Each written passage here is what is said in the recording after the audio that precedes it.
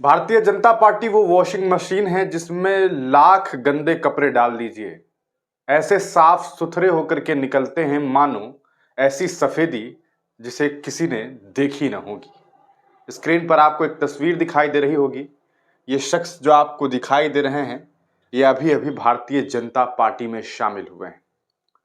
आदरणीय महोदय जो हैं वो भारतीय जनता पार्टी में अब आ चुके हैं, इसलिए आदरणीय हैं। रिस्पेक्टेड नेताजी हैं और ये रिस्पेक्टेड नेताजी जो हैं इनके ऊपर लगभग 18 से ज्यादा मुकदमे दर्ज हैं।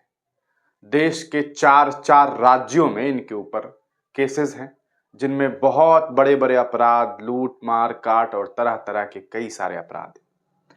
लेकिन चूंकि अब भारतीय जनता पार्टी ज्वाइन कर चुके हैं, तो ये बात बिल्कुल सही है कि अब ये आदरणीय हैं और अब इनकी इज्जत होनी चाहिए और अब ये खुद भी फुल इज्जत मांगेंगे। उसी तरह जिस तरह से कभी मिर्जापुर में आपने देखा होगा कि वहां पर एक डायलॉग है कि अब हमको चाहिए फुल इज्जत, और अब इन्हें भी फुल इज्जत चाहिए, क्योंकि अब ये अपराधी नहीं रहे, अब ये भारतीय जनता पार्टी के नेता बन गए हैं। बीजेपी में शामिल होने के बाद आप तमाम लोग खुद समझते हैं कि किस तरह से सारी गंदगी एक तरफ हो जाती है और साफ सफाई के साथ एक व्यक्ति बाहर निकलता है जो ऐसा लगता है कि इनसे बेहतरीन व्यक्ति दुनिया में कोई नहीं है। बुलंदशहर से ताल्लुक रखते हैं, नाम से आप तमाम लोग वाकिफ होंगे। अगर नहीं वाकिफ है तो हम आपको बता दें, इन्हें लोग गैंगस्टर राजेश शर्मा के नाम से भी जानते हैं। इनके बारे में हम आपको और भी कुछ फुटेज दिखा देते हैं। और ये राजेश शर्मा साहब, इन्हें गैंगस्टर राजेश शर्मा के नाम से जाना जाता था, लेकिन अब गैंगस्टर राजेश शर्मा क्या कहलाएंगे? भारतीय जनता पार्टी के नेता, और वो भी भावी नेता। इनकी ये तस्वीर आपको दिखाई दे रही है, हाथों में इन्होंने एक मंदिर भी रख लिया है, तो अपराध और भी कम हो जाएंगे। ये भारतीय जनता पार्टी ज्वाइन किया है। बगल में आपको यहाँ पर भी कुछ चीजें दिखाई दे रही होगी। राकेश हलपुरिया, क्या नाम है? राकेश हलपुरिया उर्फ महिपाल उर्फ राकेश शर्मा पुत्र चंद्रपाल शर्मा, निवास ग्राम हलपुरा, थाना शिकारपुर, बुलंदशहर। दोस्तों ये सिर्फ मैंने 12 केस दिखाए हैं। ये इस 12 केस में आप देखिए कि धारा कितने लगे हुए हैं।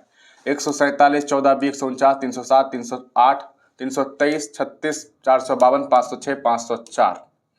उसके बाद देखिए 147, 148, 149, 302, 506, 25 आर्म्स एक्ट है ना, 147, 149, 302 यूपी गुंडा अधिनियम के तहत 3(1) भी, 386, 302/307, सॉरी 302, 307, 406, 420, 420 भी है, 506, 467, 468, 471, 2, 3 ये गैंग एक्ट का, 504, 506। मतलब समझ लीजिए कि इतने बड़े गैंगस्टर की फहरिस्त इतनी लंबी है कि कितने आपको आईपीसी गिनवाऊं। लेकिन अब ये भारतीय जनता पार्टी के नेता बन गए हैं, इसलिए अब इनके ऊपर सवाल खड़ा करना थोड़ा गलत भी होगा और हमें भी बच बचा करके बोलना होगा। हो सकता है बड़े लोग हैं, कुछ इशारा कर देंगे तो कुछ से कुछ हो जाएगा। लेकिन यह है कि मैंने सोचा कि आपको जानकारी दे दूं कि अब इन्हें आप लोग जो हैं कम से कम गैंगस्टर मत कहिएगा, क्योंकि अब ये रिस्पेक्टेड हैं, अब आदरणीय बन गए हैं। और अब जो राकेश जी हैं, सॉरी, अब जो जनाब हैं, हमने आपको बताया था कि किस तरह से अब जो, हाँ, राकेश शर्मा ही तो इनका नाम है। इनके यूपी के 4 जिलों में 12 मुकदमे दर्ज हैं, बाकी इनके ऊपर 18 मुकदमे दर्ज हैं। आप देख सकते हैं सचिन गुप्ता हैं, इन्होंने सोशल मीडिया प्लेटफॉर्म पे इनके बारे में जानकारी साझा करते हुए लिखा है कि बुलंदशहर के गैंगस्टर राकेश शर्मा और हलफुरिया पर यूपी के 4 जिलों में 12 मुकदमे दर्ज है।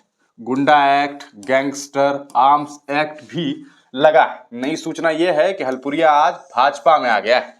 तो आगे क्या ही कहना है।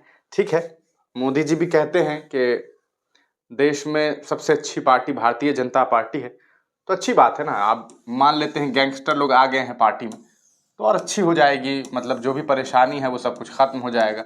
और कहा सकता है कि ये देख सकते हैं कुछ लिस्ट हैं और बहुत ज़्यादा बोलने की ज़रूरत नहीं है, तो मैंने सोचा आपको दिखा दूं। अगर इनके बारे में आपको और देखना है तो मैं आपको एक छोटा सा क्लिप भी दिखा सकता हूं, जिसमें आपको मैं ये दिखाऊं कि किस तरह से ये जनाब जो है, इन्होंने जो है भारतीय जनता पार्टी ज्वाइन किया है। उसके बाद इनकी क्या कुछ तस्वीरें हैं, क्या कुछ कहानी है, ये रिस्पेक्टेड गैंगस्टर राकेश शर्मा जी। अच्छा, इन्होंने बाजाब्ता इन्हें रिस्पेक्टेड ही लिखा है। Who has a total of 18 cases against him, finally join Bharatiya Janata party.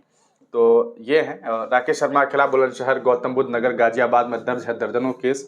Bulandshahr के शिकारपुर के गांव हलपुरा का रहने वाला राकेश ने फर्जीवाड़ा करके करोड़ों की संपत्ति जो है की हुई है। इसके बारे में पुलिस प्रशासन का ये बयान भी है। तो काफी लंबा चौड़ा बयान है, लेकिन अब मैं चाहूंगा कि आपको थोड़ा सा जो है इनका जो स्पीच है वो आपको सुना दिया जाए। मतलब पुलिस प्रशासन ने इनके बारे में क्या कुछ कहा है, ये सुन लीजिए।